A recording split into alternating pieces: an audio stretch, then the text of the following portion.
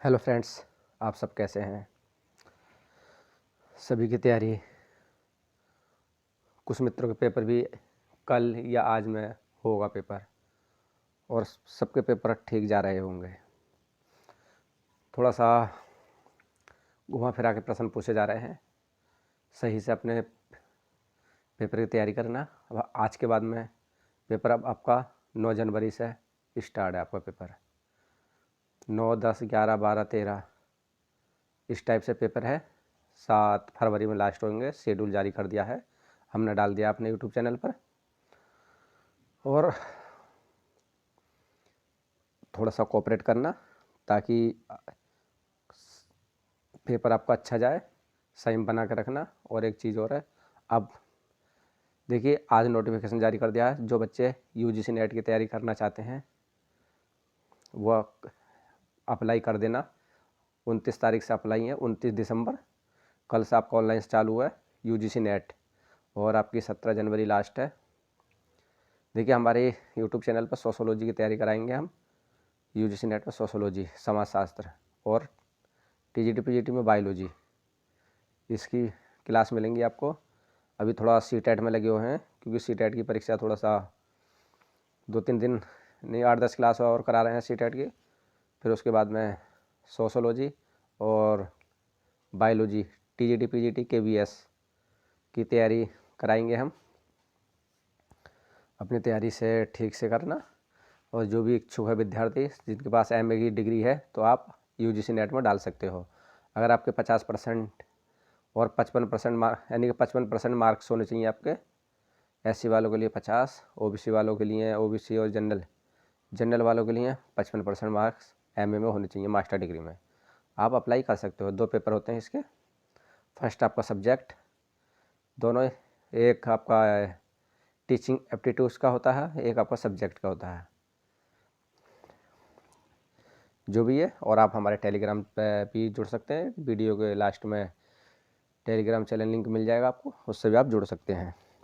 चलिए प्रश्न की बात कर लेते हैं। आज का टॉपिक आपका बाल विकास एवं शिक्षा शास्त्र। देखिए पहला प्रश्न आपका बात कर लेते हैं। संज्ञानात्मक विकास। देखिए संज्ञानात्मक विकास निम्न में से किसके द्वारा समर्थित होता है? किसके द्वारा समर्थित होता है? अगर हम बात करें, जितना संभव हो उतनी आवृत्ति से संगत और सुनियोजित परीक्षाओं का आयोजन करता है। जितना संभव हो उतनी आवृत्ति से संगत और सुनियोजित परीक्षाओं का आयोजन करता है, ये तो हमारा नहीं हो सकता। उन गतिविधियों को प्रस्तुत करना जो पारस्परिक पद्धतियों को दृढ़ बनाती हैं। सी ऑप्शन कह रहा है एक समृद्ध और विविधतापूर्ण वातावरण उपलब्ध कराना। या आपका डी ऑप्शन कह रहा है कि संयोगात्मक की अपेक्षा व्यक्तिगत गतिविधियों पर अधिक ध्यान केंद्रित करना। अगर हम प्रश्न की बात करें कि संज्ञानात्मक विकास किस पर समर्थित होता है, तो एक समृद्ध और विविधतापूर्ण वातावरण उपलब्ध कराना। सी आंसर इसको सही है, क्योंकि संज्ञानात्मक विकास एक समृद्ध तथा विविधतापूर्ण वातावरण की उपलब्धता को दर्शाता है। इसी की ये व्याख्या करता है, जिससे संवेदन सूचनाओं को ग्रहण करके उस पर चिंतन कर सकें और योग्य बनने के लिए, जिसमें वह विभिन्न परिस्थिति या समस्याओं का भी समाधान कर सकता है। नेक्स्ट प्रश्न आपका।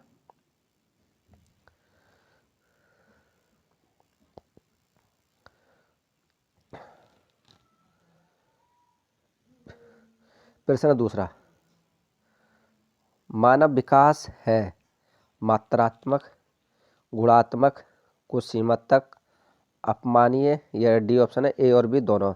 अगर हम मानव विकास की बात कर लेते हैं, तो मानव विकास मात्रात्मक और विकास गुणात्मक दोनों होता है, क्योंकि ये क्रमिक एवं संगत पैटर्न में होने वाले परिवार की श्रृंखलाओं को विकास कहा जाता है।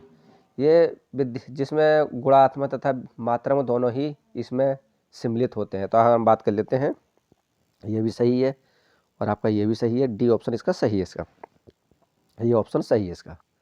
नेक्स्ट प्रश्न, तीसरा प्रश्न कह रहा है आपका, प्राकृतिक पोषण विवाद निम्नलिखित में से किससे संबंधित है? अगर हम प्राकृतिक पोषण विवाद के बारे में बात कर लेते हैं, किससे संबंधित है, देखिए प्राकृतिक हमारा क्या है, एक प्रकृति सब लोग जानते हैं, नेचुरलता। पोषण विवाद निम्नलिखित किससे संबंधित है? आनुवांशिक एवं वातावरण या व्यवहार है वातावरण, व्यवहार वातावरण तो नहीं हो सकता। वातावरण जीव विज्ञान ये भी नहीं हो सकता। वातावरण पालन पोषण ये भी नहीं हो सकता। तो अगर हम बात कर लेते हैं अनुवांशिक एवं वातावरण, तो ये ऑप्शन इसका सही है, क्योंकि प्राकृतिक पोषण विवाद अनुवांशिक एवं वातावरण से संबंधित और इसी पर यह व्याख्या करता है। तो ये ऑप्शन इसका सही है। नेक्स्ट प्रश्न, चौथा प्रश्न है आपका, निम्नलिखित में कौन सा समाजीकरण की निष्क्रिय एजेंसी है? अगर निम्नलिखित में से कौन सी समाजीकरण की निष्क्रिय एजेंसी है, बात कर लेते हैं। स्वास्थ्य क्लब, परिवार, इको क्लब या सार्वजनिक पुस्तकालय। अगर हम समाजीकरण की निष्क्रिय एजेंसी की बात कर लेते हैं चौथे प्रश्न की, तो हमारा सार्वजनिक पुस्तकालय को इशारा कर रहा है। तो ये डी ऑप्शन सही है, क्योंकि समाजीकरण पूछा है इसमें। समाजीकरण में समाज क्या है, सार्वजनिक पुस्तकालय, क्योंकि सार्वजनिक पुस्तकालय समाजीकरण की एक निष्क्रिय एजेंसी है, क्योंकि यहाँ पर सामाजिक प्रत्यक्षाओं तथा सामाजिक मानदंडों के अनुसार जब बालक व्यवहार करना सीख लेता है तो उसे समाजीकरण की संज्ञा दी जाती है। यह समाजीकरण संज्ञा में उसको आंका जाता है, जिसके अनुसार सक्रिय साधन स्वास्थ्य क्लब, परिवार, उनको क्लब आदि ये इसमें भूमिका निभाते हैं। पांचवा प्रश्न आपका,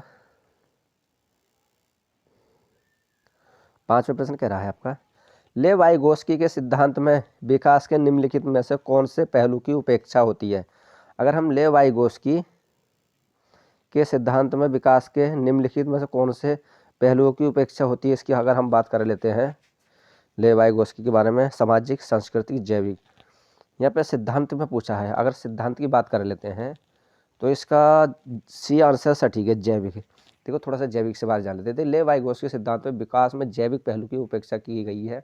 उन्होंने बालक के विकास में सामाजिक कारकों या सांस्कृतिक या परिवार या आसपास का विद्यालय, भाषा को महत्वपूर्ण माना है, जिससे बच्चे का विकास समाज से को दर्शाता है। नेक्स्ट प्रश्न,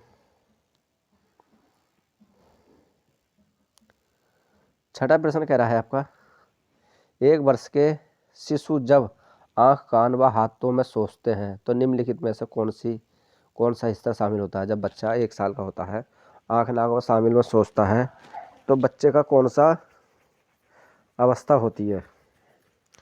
मूल सक्रियात्मक स्तर, पूर्व सक्रियात्मक स्तर या इंद्रिय जनित गामक स्तर या मूल सक्रियात्मक स्तर? कौन सी अवस्था होगी 1 वर्ष में बच्चे की?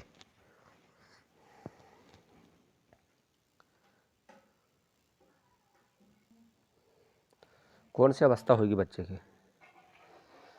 देखिए जब 1 वर्ष में शिशु जब आँख कान सोचने के लिए बात करता है वो बच्चा, तो कौन सी अवस्था होगी?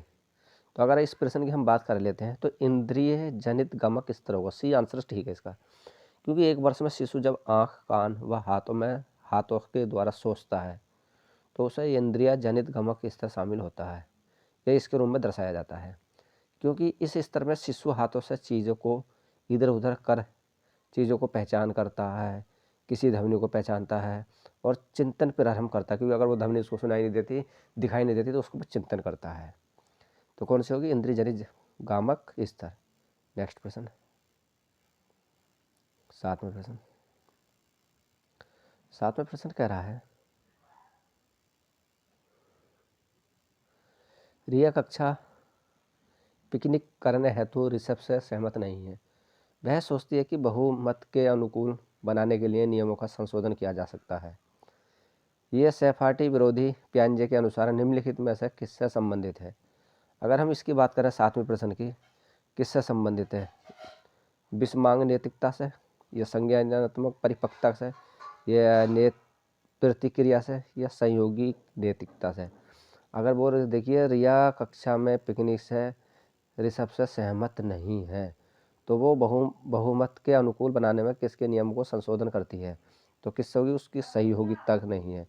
सहपाठी में पियाजे के अनुसार निम्नलिखित में किसको संबंधित किया गया है? तो डी आंसर इसका सही है, सहयोगी नैतिकता, क्योंकि ये पियाजे के अनुसार ये सहपाठी विरोध सहयोग की नैतिकता से ही संबंधित इसी को दर्शाता है कि नैतिकता का ही संबंध चीज़ में दर्शाता है।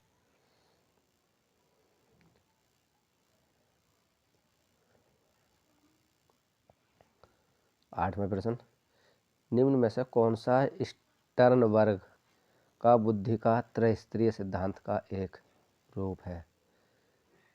कौन सा रूप है? अगर हम आठवें प्रश्न की बात करें तो आठवें प्रश्न बात कर लेते हैं, व्यापारिक बुद्धि, प्रायोगिक बुद्धि, संसाधनपूर्ण बुद्धि या गणितीय बुद्धि। बुद्धि का त्रयस्तरीय सिद्धांत की अगर हम बात करें इसकी प्रश्न की, तो हमारा ए आंसर सही है, क्योंकि व्यापारिक बुद्धि ही उसको सेट है। क्योंकि थोड़ा सा जान लेते हैं इसी से रिलेटिव। देखिए, व्यापारिक बुद्धि स्टर्नबर्ग का बुद्धि का त्रयस्तरीय सिद्धांत का एक रूप है। स्टर्नबर्ग ने इस सिद्धांत में 3 प्रकार की बुद्धि का उल्लेख किया था। पहली बुद्धि है आपकी विश्लेषण, पहली बुद्धि है विश्लेषण, और आपकी दूसरी है सर्जनात्मक, सर्जनात्मक है, और तीसरी है आपके त्रिस्तरीय, कौन से? व्यावहारिक, कौन से? व्यापारिक।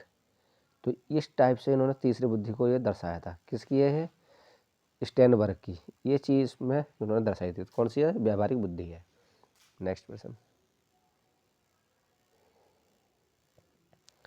9वां प्रश्न बात कर लेते हैं, किसने सबसे पहले बुद्धि परीक्षण का निर्माण किया था? अगर हम बात कर लेते हैं सबसे पहले किसने बुद्धि परीक्षण का निर्माण किया था, डेविड बेसलर, एल्फ्रेड बीने, चार्ल्स एडवर्ड स्पेरमैन या रॉबर्ट स्टर्नबर्ग। अगर हम 9वें प्रश्न की बात कर ले तो सबसे पहले बुद्धि का परीक्षण एल्फ्रेड बीने ने किया था। बी आंसर इसका सही है, क्योंकि एल्फ्रेड बीने ने सबसे पहले बुद्धि परीक्षण का निर्माण किया था। वो कब किया था? 1905 में, 1905 में साइमन के साथ मिलकर, साइमन के साथ मिलकर किया, निर्माण किया था 1905 में। 10वें प्रश्न की बात कर लेते हैं, ध्वनि संबंधी जागरूकता निम्नलिखित में से किस क्षमता से संबंधित है? अगर क्षमता की बात कर लेते हैं तो ध्वनि संरचना या चिंतन करना, वह उसमें हेरफेर करना, या सही या धारण प्रभाव बोलना, ध्वनि संबंधित जागरूकता निम्न में किससे संबंधित जागरूकता की अगर बात कर लें तो हम ध्वनि संरचना, चिंता करना, इसमें हेरफेर करना। तो ये इससे रिलेटिव बात करें तो ए आंसर इसका सटीक है आपका, क्योंकि ध्वनि संबंधी जागरूकता ध्वनि संरचना या चिंतन करना व उसमें हेरफेर करने की क्षमता पर निर्भर करता है। ध्वनि का मतलब 10 का पहला आंसर सही है ए। नेक्स्ट प्रश्न,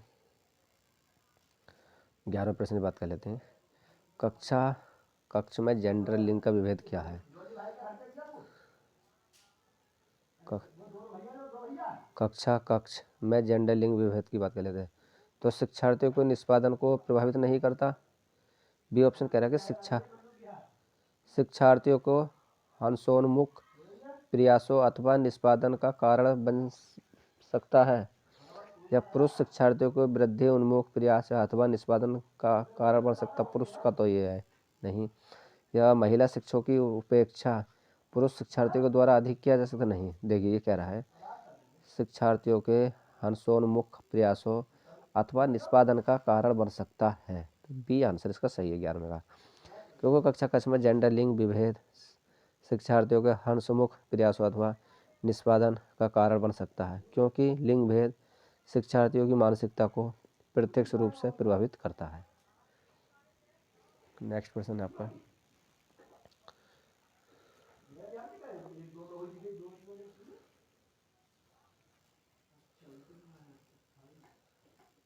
बारहवां प्रश्न है, निम्न में से कौन सा सीखने की शैली का एक उदाहरण है? चक्षु, संग्रहालय, तथ्यात्मक, स्पर्श संबंधी। तो अगर हम सीखने की बात कर ले तो हमारा ए ऑप्शन सही है, चक्षु।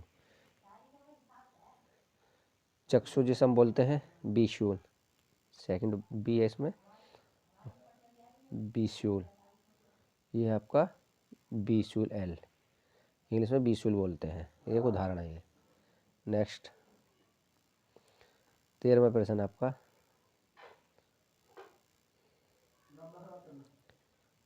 13वां प्रश्न कह रहा है कि एक शिक्षक कक्षा के कार्यों को एकत्र करता है और उन्हें पढ़ाता है, उसके बाद योजना बनाता है और अपने अगले पार्ट को शिक्षार्थियों की आवश्यकताओं को पूरा करने के लिए समायोजित करता है। वह स्तर कहाँ क्या हो सकता है? सीखने का आकलन, या सीखने के रूप में आकलन, या सीखने के लिए आकलन। तो अगर हम इसकी बात करें तो सी आंसर सही है, क्योंकि सीखने के लिए आकलन आंसर सही है, क्योंकि सीखने के रूम में नहीं हो सकता, सीखने के समय में नहीं होता, सीखने के लिए आंसर है, ये आंसर इसका सही है। 13वें का सी ऑप्शन सही है। 12वां प्रश्न है, वे शिक्षक जो विद्यालय आधारित आकलन के अंतर्गत कार्य करते हैं। तो हम 14वें प्रश्न की बात कर रहे हैं, वे शिक्षक जो विद्यालय आधारित आकलन के अंतर्गत कार्य करते हैं। तो प्रश्न कह रहा है कि फोन पर अधिक कार्य का बोझ करता है, ये तो काट दो, फोन पर नहीं हो सकता। उन्हें प्रत्येक शिक्षार्थियों को प्रत्येक विषय में परियोजना कार्य देना पड़ता है, नहीं। शिक्षार्थियों के मूल्यों और अभिवृत्तियों का आकलन करने के लिए योजना उनका सोच अवलोकन करते हैं। डी ऑप्शन कह रहा है 14वें का, स्वास्थ्य के लिए स्वामित्व की भावना रखते हैं। तो डी आंसर सही है, क्योंकि वे शिक्षक जो विद्यालय आधारित आकलन के अंतर्गत कार्य करते हैं, व्यवस्था के लिए स्वामित्व की भावना रखते हैं। तो 14वें का डी आंसर सही है। 15वां प्रश्न है आपका, ग्रेड अंकों से कैसे अलग है? जो हमारा ग्रेड अंकों से अलग कैसे है? इस प्रश्न में निम्न किस प्रकार के प्रश्नों का संबंध रखता है? अपसारी, विश्लेषणात्मक, मुक्त अंत या समस्या समाधान। अगर हम 15वें प्रश्न की बात करें तो ये अपसारी चिंतन है। अपसारी है मतलब ये दिए गए विश्लेषणात्मक प्रकार के प्रश्नों से संबंध रखता है। क्या है? रिसर्च पे, विश्लेषण पे संबंध रखता है। नेक्स्ट 16वां प्रश्न है, छात्राएं गणित के सवाल अच्छे से सीखते हैं, लेकिन उन्हें तब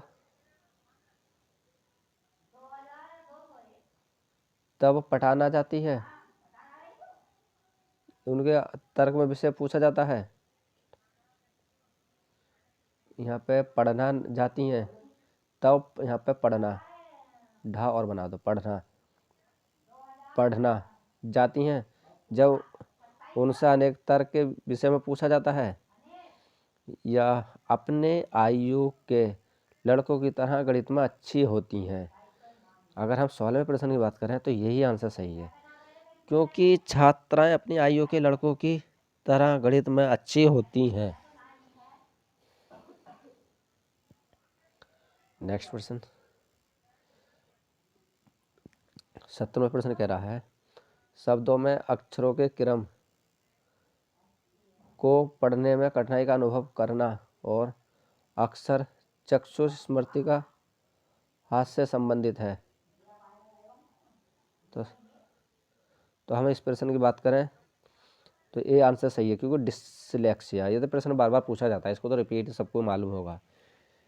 क्योंकि शब्दों में अक्षरों के क्रम को पढ़ने में कठिनाई का अनुभव करना या अक्सर चक्षु स्मृति का हास डिसलेक्सिया से संबंधित रोग है ये। नेक्स्ट प्रश्न है आपका 18वां प्रश्न है आपका, सभी के लिए विद्यालयों में सभी की शिक्षा निम्नलिखित में से किसके लिए प्रचार वाक्य हो सकता है? संगतिशील शिक्षा, समावेशी शिक्षा, सहयोगात्मक शिक्षा, और सभी के लिए शिक्षा निम्नलिखित किसके प्रचार हो सकता है? और 18वां प्रश्न हमारा समावेशी शिक्षा पर दर्शा रहा है, क्योंकि सभी के लिए विद्यालयों में शिक्षा, समावेशी शिक्षा, समान वाक्य मतलब समान रहन, समान खान पीन, सब सभी के लिए भेदभाव का शिक्षण का समान अवसर उपलब्ध कराती है। 19वां प्रश्न, प्रभावपूर्णता व्याख्या मौलिकता और लचीलापन के साथ संबंधित तत्व है। प्रतिभा, गुण, अपसारी चिंतन या त्वरण। अगर हम 19 में बात करें तो प्रभावपूर्णता व्याख्या मौलिकता और लचीलापन प्रतिभा के साथ संबंधित तत्व होते हैं। पहला प्रतिभा है, बाद में आपका तोरण भी यानी तत्व भी हो सकता है। तो आपका ए 19 का ए आंसर सही है। 20वां प्रश्न कह रहा है आपका, प्रतिभाशाली शिक्षार्थियों को से जुड़े प्रश्नों का अधिक समय देने के लिए कहा जाता है। स्मरण, समझ, सर्जन या विश्लेषण। अगर हम 20वें प्रश्न की बात करें तो सर्जन, सी ऑप्शन सही है, क्योंकि प्रतिभाशाली शिक्षार्थियों को सर्जन से जुड़े प्रश्नों पर अधिक समय देने के लिए कहा जाता है, क्योंकि ऐसे विद्यार्थी शारीरिक गठन, सामाजिक समायोजन, व्यक्तित्व के लक्षणों पर, विद्यालय उपलब्धि आदि पर खेलकूद में रुचि लेते हैं। नेक्स्ट प्रश्न 21वां प्रश्न है, गणित में अधिक नियोक्ता का आकलन निम्न में से किस परीक्षण द्वारा सर्वाधिक उचित तरीके से किया जा सकता है? अभिक्षमता परीक्षण, निदानात्मक परीक्षण, स्क्रीनिंग परीक्षण या उपलब्धि परीक्षण। तो अगर हम बात कर लें 21वें की, तो आपका निदानात्मक परीक्षण बी आंसर सही है इसका, क्योंकि गणित में अधिक योग्यता का आकलन निदानात्मक परीक्षण का सर्वाधिक उचित तरीके से भी किया जा सकता है। नेक्स्ट प्रश्न आपका 22वां प्रश्न देख लेते हैं। सिद्धांत चित्र के द्वारा नवीन अवधारणाओं की समझ पढ़ते हैं। अगर हम 22वें प्रश्न की बात करें तो विशेष क्षेत्र के बीच ज्ञान के स्थानांतरण या विशिष्ट विवरण व एकाग्रता के केंद्र करने पर, ध्यान के लिए शैक्षणिक विषय वस्तु की प्राथमिकता तय करने पर, डी ऑप्शन कह रहा है कि तर्कपूर्ण से सूचनाओं की व्यवस्थित करने की योग्यता को बढ़ाने के लिए। तो डी आंसर इसका सही है, क्योंकि सिद्धांत चित्र तर्कपूर्ण से सूचनाओं को व्यवस्थित कर सकते हैं हम, और नवीन अवधारणा को भी समझ सकते हैं। तो आपका डी आंसर सही है 22वें का। 23वां प्रश्न है, अल्बर्ट बंडूरा सामाजिक अधिगम सिद्धांत के अनुसार निम्न में से कौन सा सही है? अगर हम अल्बर्ट बंडूरा की बात कर लेते हैं तो खेल अनिवार्य है और उसे विद्यालय में प्राथमिकता दी जानी है। बच्चों के सीखने के लिए प्रेरित रूपण मॉडलिंग का मुख्य तरीका है। तो अगर हम इसकी बात करें तो बी आंसर सही है। देखिए, अल्बर्ट बंडूरा सामाजिक अधिगम सिद्धांत के अनुसार बच्चों के सीखने के लिए प्रतिरूपण मॉडलिंग एक मुख्य तरीका है। जैसे कोई बालक अपने उन अचेते अभिनेताओं या खिलाड़ियों के व्यापार को अपने व्यापार में शामिल कर लेता है, और जैसा उन्हें टेलीविज़न, चलचित्र आदि में देखता है, तो बच्चा उससे ही सीखता है। नेक्स्ट प्रश्न 24वां प्रश्न कह रहा है आपका कि निदानात्मक तर्कण में शामिल है। तो क्या आपका सामान्य से विशिष्ट की ओर, अगर हम बात करें तो सामान्य से विशिष्ट की ओर ए ऑप्शन ही सही है, क्योंकि निदानात्मक तर्क कह रहा है हमारा कि सामान्य से विशिष्ट की ओर तर्क शामिल है, जैसे कि सभी मनुष्य मरणशील हैं तथा श्वासन एक मनुष्य है, क्या श्याम एक मनुष्य है, अतः श्याम एक क्या मरणशील व्यक्ति के रूप में कहा जाएगा। नेक्स्ट 25वां प्रश्न आपका, एक बच्चे एक अवधारणा को सीखते हैं और उसका प्रयोग करते हैं, तो अभ्यास करके द्वारा की जाने वाली त्रुटियों को कम करने में मदद करता है। ये विचार के द्वारा दिया गया है। थॉर्नडाइक है, जीन पियाजे, वॉटसन है, लेवाइगोस की है। अगर हम 25वें प्रश्न की बात करें तो आपका ए ऑप्शन सही है, थॉर्नडाइक, क्योंकि थॉर्नडाइक के अनुसार जब बच्चे का एक अवधारणा को सीखते हैं और उसका प्रयोग करते हैं तो अभ्यास उनके द्वारा की जाने वाली त्रुटियों को कम करने का मदद करता है। 26वां प्रश्न आपका, निम्न में से कौन सा संवेगात्मक बुद्धि से संबंधित है? याद करना, गति परिक्रमण, विचार करना या मनुष्यभूति देना। अगर हम 26वें प्रश्न की बात करें तो वो सहानुभूति देना, डी ऑप्शन सही है, क्योंकि देखिए सहानुभूति देना संवेगात्मक बुद्धि से संबंधित है। कि कौन सा संवेगात्मक बुद्धि से क्या है? तो सहानुभूति, सहारा देना। 27वां प्रश्न है आपका, एक आंतरिक बल जो प्रोत्साहित करता है और व्यापक प्रतिक्रिया के लिए बाध्य करता है एवं उस प्रतिक्रिया को विशिष्ट दिशा उपलब्ध कराता है, तो क्या अभी आपकी अभिप्रेरणा है, आध्यावसाय या संवेग या वचनबद्धता। अगर हम 27 से रिलेटिव बात करें प्रश्न की कौन सा सही होगा, तो अभिप्रेरणा है, क्योंकि एक आंतरिक बल जो प्रोत्साहित करता है और व्यापारात्मक प्रतिक्रिया के लिए बाध्य करता है, एवं उस प्रतिक्रिया को विशिष्ट दिशा उपलब्ध कराता है तो अभिप्रेरणा कहलाएगा। नेक्स्ट 28वें प्रश्न की बात कर लेते हैं। निम्न में से कौन सा शब्दावली प्राय अभिप्रेरणा के साथ अंत बदलाव के साथ इस्तेमाल किया जाता है? पुरस्कार प्रेरक, संवेग, आवश्यकता या उत्प्रेरणा। अगर हम 28वें प्रश्न की बात करें तो आपकी आवश्यकता, सी आंसर सही है। आवश्यकता प्राय अभिप्रेरणा के साथ अंत बदलाव के साथ इस्तेमाल की जाती है क्योंकि मनोवैज्ञानिकों ने आवश्यकता को अभिप्रेरणा की उत्पत्ति में पहला कदम माना है। आवश्यकता व्यक्ति में मुख्यतः दो प्रकार की होती है, जैविक आवश्यकता तथा जैविक आवश्यकता तथा सामाजिक अवस्था।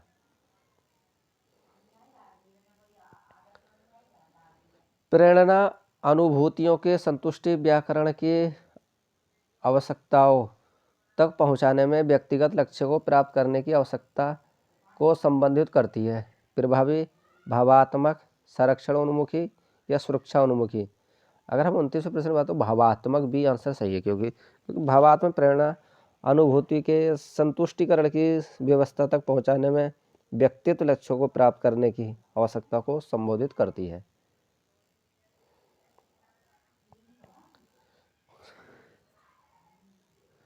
निम्नलिखित 30वां प्रश्न है। निम्नलिखित में से कौन सा कारक अधिगम को सकारात्मक प्रकार से प्रभावित करता है? अनुत्तीर्ण हो जाने का भय, सहपाठी से प्रतियोगिता या अर्थपूर्ण संबंध या माता पिता की ओर से बदलाव। तो सी ऑप्शन सही है, अर्थपूर्ण संबंध। अर्थपूर्ण संबंध अधिगम को सकारात्मक प्रकार से प्रभावित करता है, अर्थात सीखने जाने वाली सामग्री के सामग्री के सार तत्व को एक नियम के अनुसार समझकर तथा उसका संबंध पिछले ज्ञान से जोड़कर सीखा जाता है। फ्रेंड्स, ये रहे आपके 30 प्रश्न। बहुत महत्वपूर्ण प्रश्न रहेंगे आपके लिए। इस टाइप के आपके प्रश्न पूछे जा रहे हैं, आपके लिए काफ़ी हेल्पफुल रहेंगे ये। आशा करते हैं आपको ये प्रश्न पसंद आए होंगे और हम जल्दी ही बायोलॉजी की क्लास और जो यूजीसी नेट की तैयारी करना चाहते हैं समाजशास्त्र, हम जल्दी ही क्लास चालू करेंगे। बाय दोस्तों, टेक केयर। जब तक के लिए हमें अनुमति दीजिए।